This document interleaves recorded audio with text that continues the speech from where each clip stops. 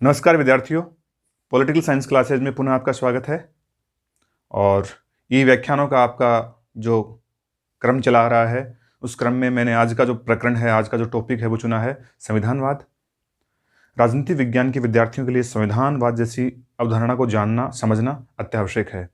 इस अवधारणा को समझने के लिए, ठीक से पढ़ने के लिए आपको केवल समझने की आवश्यकता है, थोड़ा सा ध्यान देने की आवश्यकता है। कहीं भी इसमें कोई रटने वाली बात, को तथ्यात्मक बातें इसमें निहित नहीं है। इससे पहले के जो व्याख्यान है उसमें हमने संविधान, संविधान का अर्थ, संविधानों का विकास, संविधानों के प्रकार, निर्माण, इसके बारे में हम पढ़ चुके हैं। और इस जो आज का प्रकरण है, आज का जो व्याख्यान है, इसका संबंध पहले वाले व्याख्यानों के साथ जुड़ा हुआ है। हम संविधान को ठीक से समझ चुके हैं, संविधान को पढ़ चुके हैं, प्रकार भी पढ़ चुके हैं। अब हम संविधानवाद को पढ़ेंगे। राजनीति विज्ञान के दृष्टिकोण से अगर हम देखें तो जो संविधानवाद है, कॉन्स्टिट्यूशनलिज्म, वो एक नवीनतम अवधारणा है। और राजनीति विज्ञान के विद्यार्थियों से अपेक्षा होती है कि वो संविधानवाद को ठीक से परिभाषित कर सकें, उसका व्याख्यान कर सकें, उसकी व्याख्या दे सकें, उसका अर्थ दे सकें। तो आज का जो हमारा प्रकरण है, छोटा सा प्रकरण रहेगा, व्याख्यान है वो, उसमें मैं प्रयास करूंगा कि आप संविधानवाद जो अवधारणा है, उसका जो निहित अर्थ है, उसकी जो वास्तविक अर्थ है, उसको ग्रहण कर सकें। आपके जो पहले के जो मैंने व्याख्यान डाले हैं, उन व्याख्यानों में आपके अच्छे कमेंट्स और प्रत्युत्तर आ रहे हैं। कुछ विद्यार्थियों ने मुझे कुछ प्रकरणों के बारे में सुझाव दिया कि अगले जो आगामी व्याख्यान है वो उन प्रकरणों को लेकर बनाऊं, लेकिन अपने को अकॉर्डिंग टू सीरियल नंबर, क्रम के हिसाब से चलना है।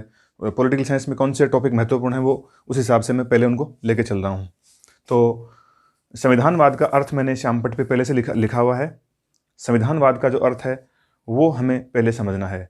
संविधानवाद का अर्थ जो मैंने लिखा है वो बिल्कुल संक्षिप्त परिभाषा या अर्थ उसका बताया मैंने आपको केवल 2-3 पंक्तियों में।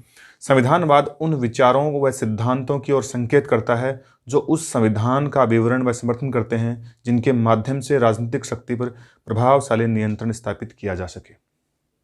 देखिए, एक चीज़ आपको समझनी है पहले, इस परिभाषा को आप सबसे रटें, पढ़ें या लिखें, इसको नोट करें आप अपनी नोटबुक में। उससे पहले मैं आपको बता दूं कि देखिए, संविधान के विकास के साथ साथ राजनीतिक जो संस्थाएं हैं, राजनीतिक संस्थाओं की उत्पत्ति हुई है।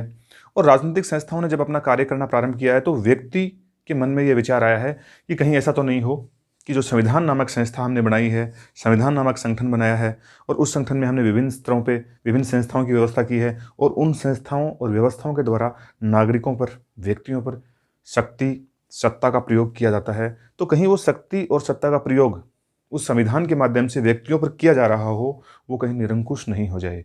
ऐसा विचार संविधान के निर्माण के पश्चात ही आना शुरू हो गया था। तो वास्तव में जो संविधान है, संविधान विभिन्न शक्तियों व सत्ताओं के प्रयोग की शैली, उसकी व्यवस्था, उसका संगठन, उसकी व्यवस्था करता है। तो संविधानवाद है, वास्तव में संविधानवाद का जो मुख्य कार्य है वो ये है कि संविधानवाद ये देखता है कि संविधान में निहित शक्तियाँ, संस्थाएं हैं, वो ठीक से काम कर रही हैं या निरंकुश रूप से व्यक्ति, प्रजा या नागरिक का शोषण कर रही हैं या नागरिक अधिकारों को दबा रही हैं। तो हमें देखना यह होता है। तो परिभाषा के हिसाब से अगर हम देखें तो संविधानवाद उन विचारों व सिद्धांतों की ओर संकेत करता है, यानी ऐसे विचार संविधानवाद में निहित हैं, ऐसे सिद्धांत संविधानवाद में निहित हैं जो उस संविधान का विवरण व समर्थन करते हैं। यानी हर प्रकार के संविधान का समर्थन नहीं करते हैं, केवल ऐसे संविधान का समर्थन करते हैं जिनके माध्यम से राजनीतिक शक्ति पर प्रभावशाली नियंत्रण स्थापित किया जा सके, जिसके माध्यम से राजनीतिक शक्ति, संस्थाओं पर प्रभावशाली नियंत्रण स्थापित किया जा सके। तो इसका अगर मैं बिल्कुल जनरलाइज कर दूं, इसको बिल्कुल सिंपल भाषा में मैं इसका अर्थ बताऊं आपको, तो ये हो सकता है इसका अर्थ कि संविधानवाद एक ऐसा विचार है, एक ऐसे विचारों की ओर संकेत करता है जिसमें राजनीतिक शक्ति पर नियंत्रण स्थापित करने का प्रयास किया जाता है। अर्थात राजनीतिक शक्ति का मतलब है संविधान के माध्यम से, किसी देश के संविधान के माध्यम से अगर राजनीतिक शक्ति कार्यपालिका के पास निहित है, व्यवस्थापिका के पास निहित है, तो उस संविधान में ऐसे निरंकुशों की व्यवस्था हो, ऐसे अंकुशों की व्यवस्था हो जो उन संस्थाओं को, यानी कार्यपालिका, व्यवस्थापिका को व्यक्तियों पर निरंकुश शक्ति का प्रयोग करने से रोक दे। अर्थात नागरिकों यानी प्रजा और सरकार के मध्य संतुलन कायम करे। तो कहने का मोटा जो भाव है, या बहुत ही स्थूल अर्थ में अगर आपको इसका बताऊं संविधानवाद का, तो इसका स्थूल अर्थ है वो ये है कि संविधानवाद ऐसी व्यवस्था का नाम है जिसमें संविधान के द्वारा जो शक्तियां राजनीतिक संस्थाओं को सौंपी गई हैं उस पर अंकुश लगाया जा सके, उस पर अंकुश की व्यवस्था की जा सके। अगर मैं एक उदाहरण के रूप में आपको भारतीय संविधान का उदाहरण लेकर समझाऊं तो हम देखते हैं भारतीय संविधान में संविधानवाद किस तरह से जुड़ा हुआ है। संविधानवाद का एक विचार अगर भारतीय संविधान में आपको खोजना हो तो कैसे आप खोजेंगे? तो आप देखेंगे कि व्यवस्थापिका के पास शक्तियां हैं, कार्यपालिका के पास शक्तियां हैं। आप ये देखेंगे कि नागरिकों के पास भी शक्तियां हैं। जो मौलिक अधिकार वाला भाग 3 है संविधान का, उसमें नागरिकों को सरकार के विरुद्ध अधिकार प्राप्त है। तो वहां पे नागरिकों के जो अधिकार मिले हुए हैं, मूल अधिकार जो मिले हुए हैं, वो सरकार की शक्तियों को सीमित करने का प्रयास करते हैं। तो कहीं ना कहीं भारतीय संविधान में इस तरह के संविधानवाद के लक्षण निहित हैं। अगर एक लाइन में, अगर मैं इसको संविधानवाद का अर्थ है वो एक लाइन में परिभाषित करना चाहूं तो इसका अर्थ यह होगा सीमित शासन या प्रतिबंध। एक शब्द अगर काम में ले, प्रतिबंध। संविधानवाद का जो मूल विचार है, संविधानवाद का जो ध्येय है वो है प्रतिबंध। किस पे प्रतिबंध? निरंकुश शक्तियों के प्रयोग पर प्रतिबंध। अर्थात शक्तियां राजनीतिक संस्थाओं को जो सौंपी गई हैं, उन राजनीतिक संस्थाओं के द्वारा निरंकुश रूप से शासन की असीम शक्तियों का प्रयोग नहीं किया जाए, स्वेच्छातंत्रवाद नहीं हो जाए, इसके लिए प्रतिबंधों की जो व्यवस्था है उसी का नाम संविधानवाद है। और अगर इसी दृष्टिकोण से अगर हम देखें भारतीय संविधान में, अगर नागरिकों के दृष्टिकोण से अगर हम देखें तो आप ये पाओगे कि भारतीय संविधान में जो नागरिकों को मूल अधिकार मिले हुए हैं वो कहीं ना कहीं सरकार पर प्रतिबंध लादने का काम करते हैं। और ये भारतीय संविधान का एक संविधानवाद इसमें निहित है। तो ये हमें देखना है। तो प्रतिबंध हम ये कह सकते हैं, या इसको अगर एक लाइन में अगर मैं और बोलना चाहूं तो हम ये बोल सकते हैं सीमित शासन।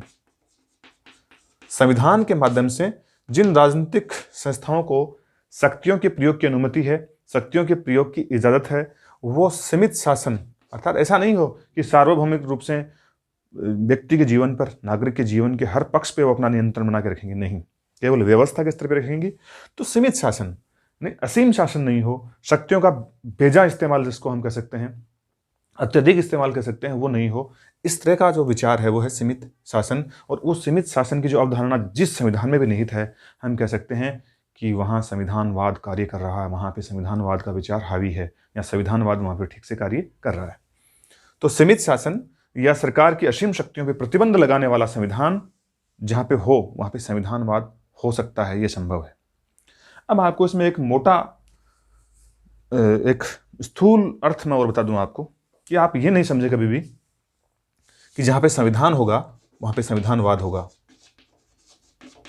जहां पे संविधान होगा वहां पे संविधानवाद होगा।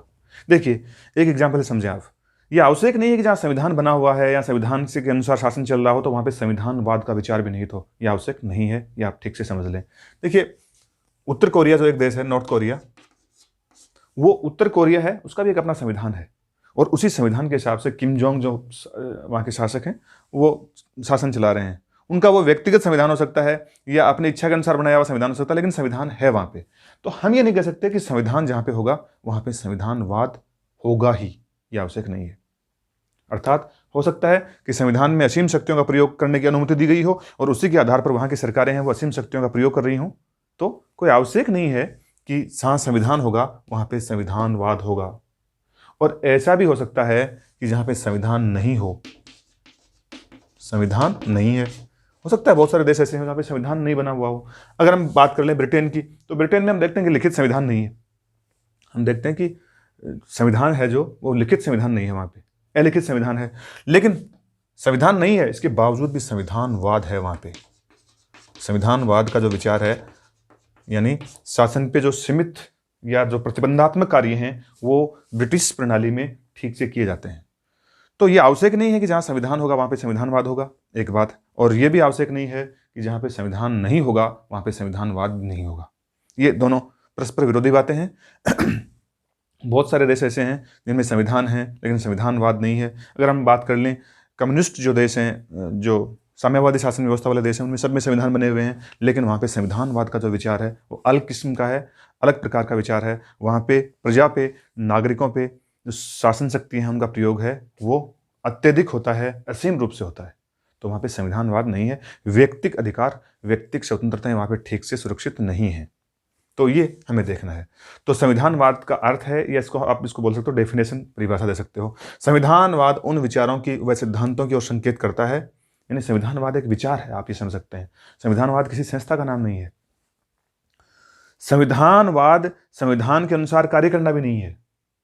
अगर मैं बात कर लूं भारत में संविधान है, फिर हम कह सकते हैं कि भाई भारत में जब संविधान है तो संविधानवाद भी होगा। आवश्यक नहीं है। यद्यपि है संविधानवाद भारत में, लेकिन संविधान के अनुसार कार्य करना ही संविधानवाद नहीं है। संविधान में हो सकता है कि ऐसी, यहाँ पे देखो आप, उत्तर कोरिया में उनका संविधान है और संविधान के अनुसार ही कार्य कर रहे हैं, लेकिन वहाँ पे संविधानवाद नहीं है, क्योंकि संविधान में असीम शक्तियों के प्रयोग की अनुमति दी गई है सरकार को। राजनीतिक संस्थाओं को असीम शक्तियों के प्रयोग की अनुमति दी गई है, और उस प्रयोग के कारण व्यक्तिगत स्वतंत्रताएं, जो अधिकार है व्यक्ति के, वो सेफ नहीं है, सुरक्षित नहीं है, इसलिए वहाँ पे संविधानवाद नहीं है। तो अब हम इस डेफिनेशन को पुनः बनाएंगे। संविधानवाद उन विचारों व सिद्धांतों की ओर संकेत करता है, यानी वहां के संविधान में ऐसे विचार हों, ऐसे सिद्धांत हों जो उस संविधान का विवरण और समर्थन करते हैं, जो ऐसे संविधान का समर्थन करेंगे जिनके माध्यम से राजनीतिक शक्ति पर प्रभावशाली नियंत्रण स्थापित किया जा सके। यानी ऐसे संविधान का समर्थन नहीं करेंगे जहां पे राजनीतिक व्यवस्थाओं को, संस्थाओं को, राजनीतिक संरचनाओं को असीम शक्तियों के प्रयोग की अनुमति हो। तो संविधानवाद एक ऐसा विचार है जो सीमित शासन या प्रतिबंधात्मक शासन या राजनीतिक संस्थाओं के द्वारा दमनकारी शासन पर रोक लगाता है, एक सामंजस्य और तालमेल की स्थापना करता है। किसके बीच में? नागरिकों की और सरकार के बीच में। ये मैं आपको बता चुका हूं। आवश्यक नहीं है कि जहां पे संविधान होगा वहां पे संविधानवाद होगा, और ये भी आवश्यक नहीं है कि जहां पे संविधान नहीं है वहां पे संविधानवाद नहीं होगा। हो सकता है संविधान वहां पे ना हो, लेकिन संविधानवाद के जो विचार हैं, प्रतिबंधात्मक शासन के जो विचार हैं, वो वहां की राजनीतिक प्रणाली में पाए जाते हों या पाए गए हों। ये हमें देखना है। अब देखो, आज के इस लेक्चर में हम संविधान और संविधानवाद में थोड़ा सा अंतर पढ़ेंगे, तो ये परिभाषा और क्लियर हो जाएगी आपके सामने। संविधान क्या है और संविधानवाद क्या है। तो पहला जो डेफिनेशन, जो पहला अंतर है, जो डिफरेंस है, वो मैंने इसको लिख के रखा है। संविधान संगठन का प्रतीक है, संविधानवाद विचारधारा का। देखिए, संविधान का नाम लेते ही हमारे सामने एक पुस्तक का चित्र हमारे सामने, हमारे मन मस्तिष्क में बढ़ता है, जिसमें उस देश की राजनीतिक व्यवस्थाओं, कार्यकारी व्यवस्थाओं, व्यवस्थापिका संबंधी व्यवस्थाओं, यानी उस देश की आधारभूत राजनीतिक व्यवस्थाओं के बारे में, उस देश के आधारभूत कानून के बारे में वक्तव्य दिया गया हो या लिखा गया हो। संविधान वो है अपने आप में। अगर मैं बात कर लूँ तो 395 अनुच्छेदों वाली एक पुस्तक है, जो भारत के